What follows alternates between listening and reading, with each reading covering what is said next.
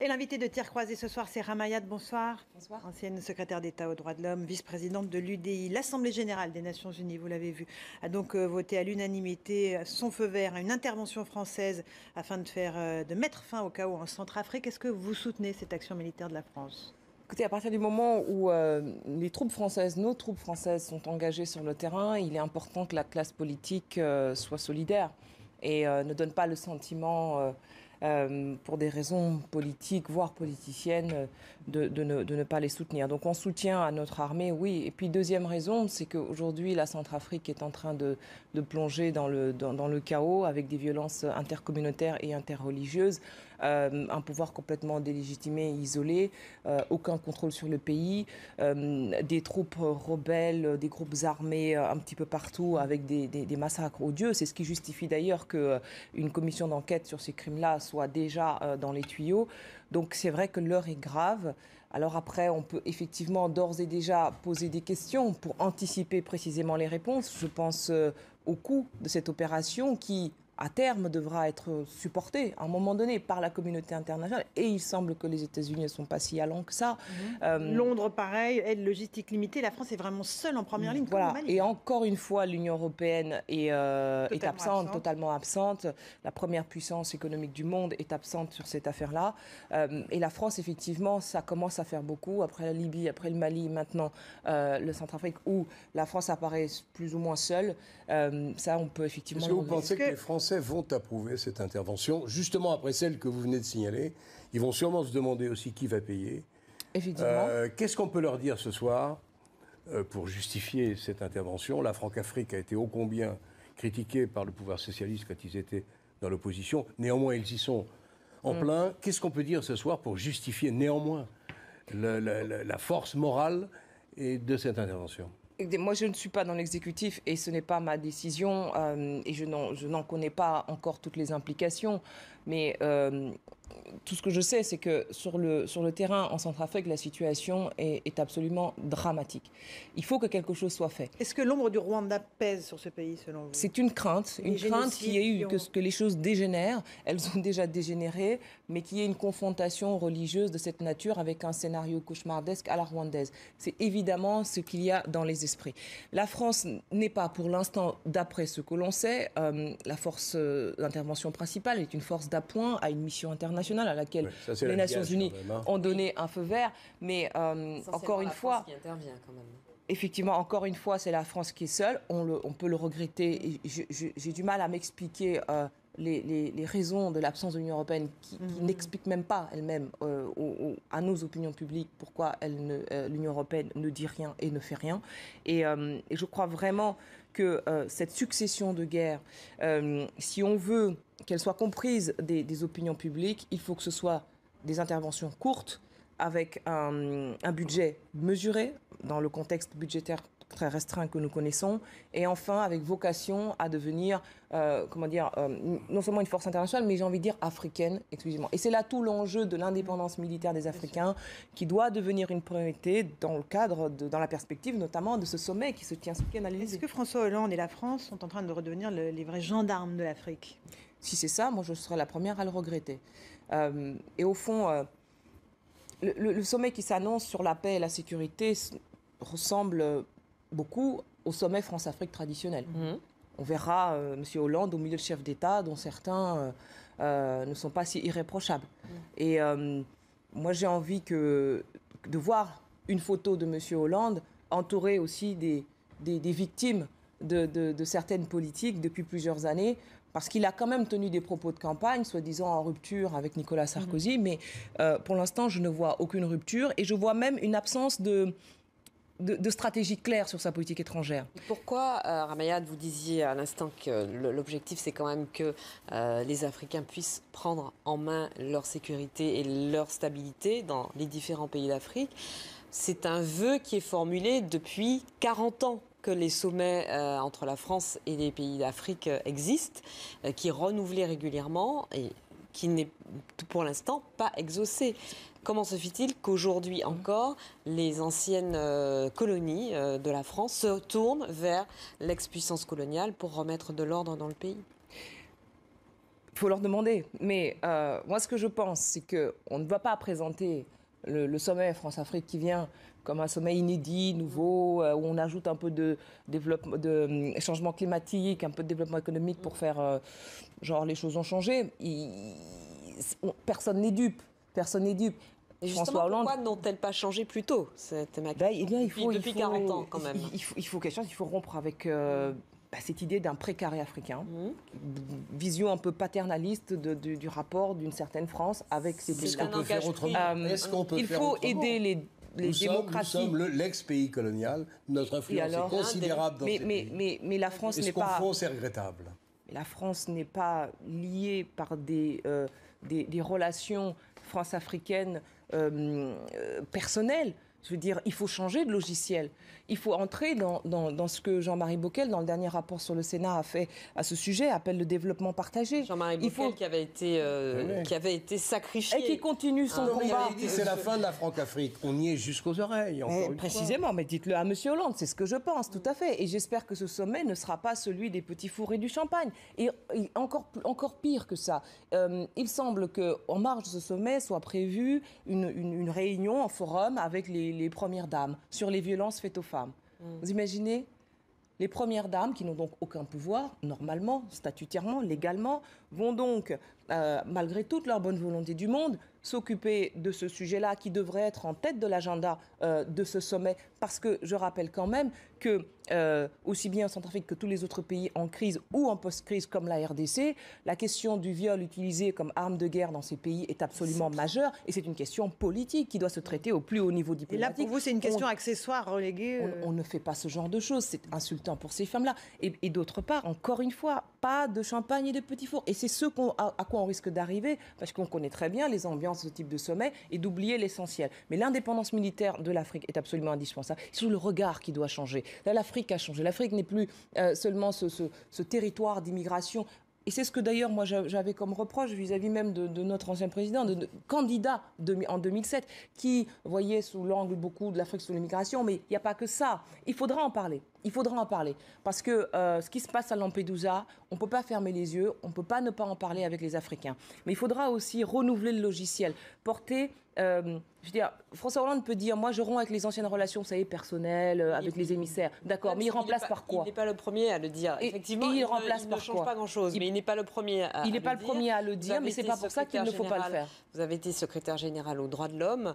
On se souvient de... Secrétaire d'État. Secrétaire d'État, pardon. Secrétaire d'État. On se souvient de votre sortie concernant la visite de Mouammar Kadhafi en France, mais par la suite, on vous a assez peu entendu sur ces questions de relations entre la France et les dirigeants africains. C'était le ministre de la Coopération qui était en charge de cela. Moi, je l'ai très souvent en Afrique. Sur les droits de l'homme, vous auriez exprimé. Oui, mais je l'ai fait à plusieurs reprises. Et je continue à m'exprimer pour dire, par exemple, si on est sur le terrain des droits de l'homme, ce sommet doit être l'occasion de parler aussi de justice en Afrique. Parce qu'il ne suffit pas d'aller faire la guerre et puis de ramener ces hommes. Parlons de justice. Ce qui s'est passé au Mali, on a vu la menace terroriste, elle continue à peser avec les 2 journalistes des RFI qui ont été assassinés.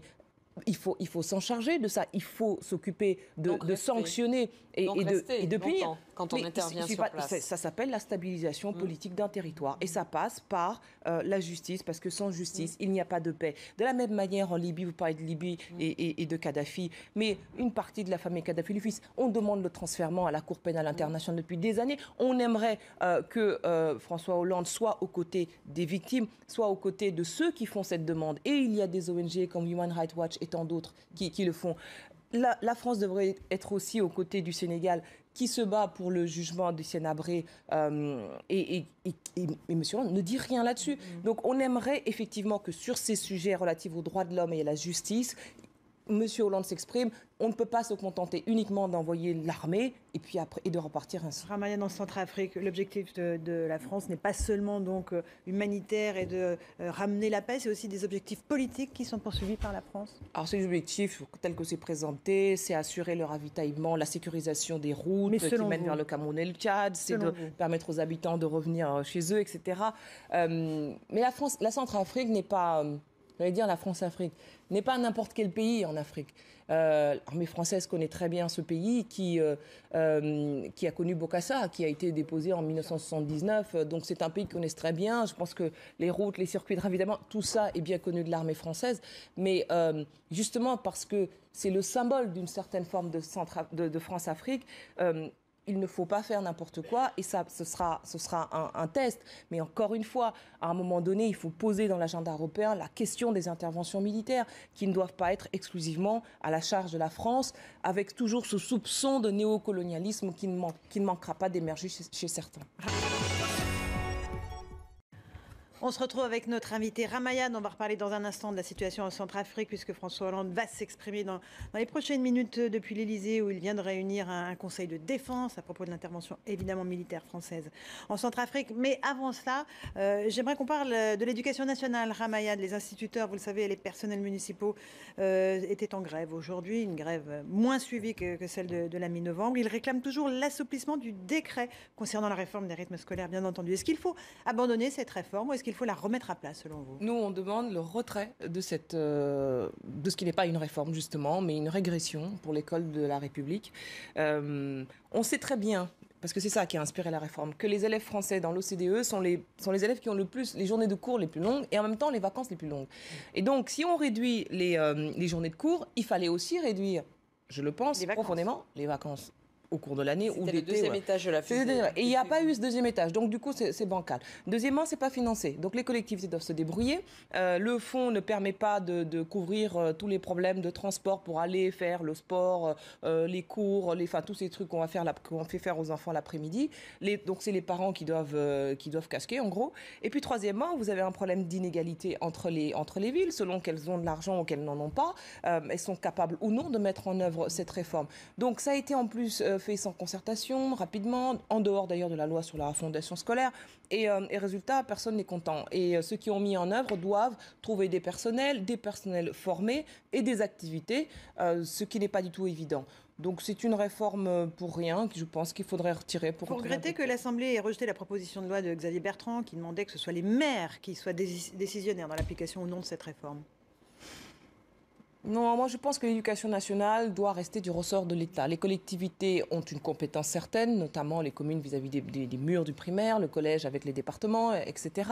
Mais je pense que l'organisation scolaire, parce que l'école républicaine à la française est très particulière, doit ressortir de l'État. Paris peut décider pour, c'est pas Paris qui décide. Tout le monde et partout. C'est ça le problème, c'est que c'est une administration tellement centralisée. Mais c'est un héritage. C'est le périphérique et c'est plus ce qui se passe. Mais c'est un héritage de notre histoire. Mais on peut changer. Les héritages sont pas. On peut changer, mais il y a des fondamentaux. Moi, je ne suis pas pour le changement. Donc, c'est le cas de l'école, de la laïcité, de tous ces piliers fondamentaux qui font notre République. Ça a tellement bien marché. C'est un échec terrible. Non, ce que je veux dire par là, c'est qu'il y en a qui, pour régler le problème, notamment des gens très libéraux, parce qu'on n'arrive pas à réformer l'éducation nationale soi-disant, je dis bien soi-disant, disent, on n'a qu'à faire l'autonomie. C'est-à-dire, on laisse les associations, les collectivités gérer. Mais comment ? Et quand vous remettez en cause le système éducatif de cette manière, vous remettez en cause le principe d'égalité. Il y a d'autres manières de faire. Sur cette réforme des rythmes scolaires, je sais bien que le bruit général est assez négatif dans les médias, mais après il y a la réalité du terrain. Vous voyez bien que cette grève a été relativement peu suivie. Il y a des sondages qui sont faits auprès des collectivités et des écoles, et il semblerait, en tout cas d'après les sondages et les premières remontées, que plus de 2/3 des collectivités, des mairies se disent satisfaites de l'application de cette réforme. Donc, est-ce qu'on ne fait pas beaucoup de bruit pour rien ? En plus, dans un contexte où l'ensemble de la classe politique et des acteurs concernés étaient d'accord pour dire qu'il fallait changer l'école. Dites ça aux maires qui doivent se débrouiller avec le recrutement de personnel. Il y a des fonds prévus pour ça. Il y a des fonds, mais pas en nombre. Comment vous expliquez que plus de 2/3 des mairies se disent satisfaites de cette réforme et arrivent à l'appliquer? Parce que toutes les mairies, la méthode Coué. Parce que toutes les mairies ne se sont pas mises, parce que comme vous savez, la réforme, elle peut être appliquée en 2013 selon ceux qui peuvent le faire. Donc ceux qui l'ont fait sont certainement satisfaits et c'est normal. Ils ont choisi de le faire en avance. Par contre, tous les autres, pourquoi cet exemple-là ne pourrait pas faire Flores? Le premier cas, c'est 20% à peine des écoles, des écoliers. Donc c'est quand même pas la majorité. Et donc qu'ils aient décidé de le faire, Paris par exemple a décidé de le faire dès 2013, très bien, donc ils sont contents. puisqu'ils ont trouvé les moyens de le faire. Mais ils ne sont que 20% de l'ensemble des écoliers français. Donc on verra concernant le bilan. Mais vous ne me répondez pas. Bah, si ça marche pour eux, pourquoi ça ne pourrait pas marcher ailleurs? Alors qu'il y a des fonds qui ont été prévus à hauteur de... Mais demandez aux maires qui n'y arrivent pas. Pour mettre en place cette mesure, et les fonds ont été pérennisés. Mais demandez aux maires qui n'y arrivent pas.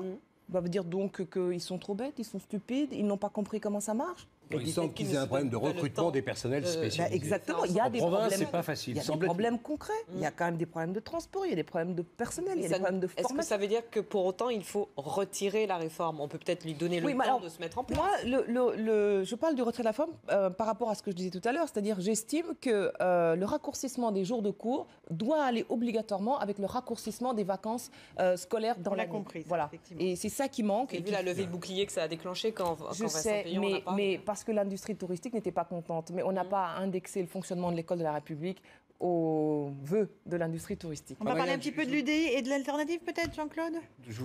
On peut, oui, dire un mot. Rapidement. J'aimerais bien parler de la France et du racisme, mais je veux bien parler de l'alternative avec une question toute simple.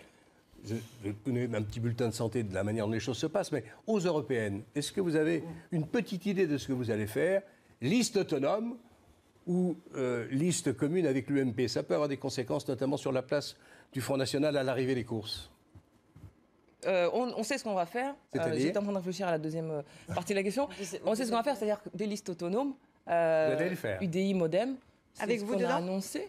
Moi, je ne sais pas encore. Vous savez très bien, mais bon, vous ne voulez pas répondre. Sur les européennes, mais je ne sais pas. Par rapport au dernier scrutin? Dernier scrutin, j'étais secrétaire d'État aux droits de l'homme. Vous n'aviez pas du tout envie d'y aller, hein? Parce qu'on voulait supprimer le poste que j'occupais sous prétexte que ça dérangeait. Et donc, on voulait instrumentaliser l'Europe à des fins de politique intérieure. Alors, vous êtes intéressé ou pas? Attendez qu'on me propose quelque chose. Je ne vais pas faire acte de candidature. Bon, allez, concrètement. Si on me le propose à ce moment-là. Sur le Front National, vous êtes certain qu'en prenant cette décision politiquement indiscutable, vous ne prenez pas le risque de mettre, le soir des Européennes, le Front National en tête. Ce qui aurait peut-être quelques conséquences sur le climat général dans le pays. Ce n'est pas l'UDI qui met le Front National en tête, ce sont les Français. Et d'ailleurs, ils ne l'ont pas fait encore, que je sache. C'est les Français qui vont voter. Donc, on est là pour les convaincre de ne pas le faire. Pourquoi? Parce que le projet politique européen de France est inexistant. Je ne saurais même pas le qualifier. C'est la fin de l'Europe, la fin de l'euro, la fin de tout.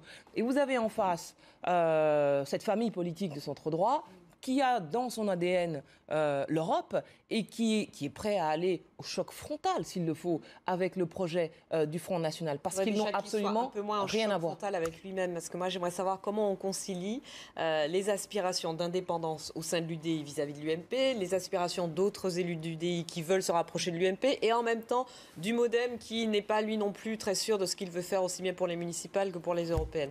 Comment on fait pour le Modem, c'est en une minute. Le Modem, c'est ce qu'il doit faire pour les européennes, c'est-à-dire s'allier avec nous, avec l'UDI. Pour les municipales, vous avez raison, c'est pas du tout clair et je suis d'accord avec vous et c'est pour ça que je voudrais qu'on arrête les modems de gauche, enfin les modems qui s'allient avec la gauche en ce moment, c'est absolument intolérable quand au niveau national, François Bayrou dit s'inscrire désormais dans l'opposition. Dijon, par exemple. Le centre de droite a toujours été de droite et du centre. Voilà. Okay. Il n'y a pas de gauche. Et il est dans l'opposition. François Mitterrand avait raison. Un petit mot sur le meeting Fillon-Juppé ce soir à Bordeaux, ça vous inspire quoi? C'est très bien pour eux. C'est bien qu'il y ait de l'unité au sein de l'UMP, enfin. Mais le travail est encore long. Il ne s'agira pas simplement de faire une affiche. L'UMP, en tant qu'important parti d'opposition, a un devoir de porter une alternative, un projet commun. Et il y a encore beaucoup de problèmes à régler. Et ce duo-là, c'est un peu contre Nicolas Sarkozy, vous le sentez monter, Fillon-Juppé? Non, et puis je pense que Nicolas Sarkozy, ça lui fait pas du tout. Je ne peux pas demander à Ramayad, en un mot, si elle pense que la France est raciste. Non, mais il y a des racistes, comme il y en a partout. Certes, mais on est dans une opération politique ou politicienne. La France, globalement. La France n'est pas raciste. Mais si elle était raciste, je ne serais même pas devant vous. Merci. Merci Ramayad d'être venu ce soir dans Tir croisé. Dans un instant, évidemment, on va reparler de la Centrafrique avec l'intervention militaire française qui se précise. François Hollande va s'exprimer depuis l'Elysée après le Conseil de sécurité restreint. A tout de suite.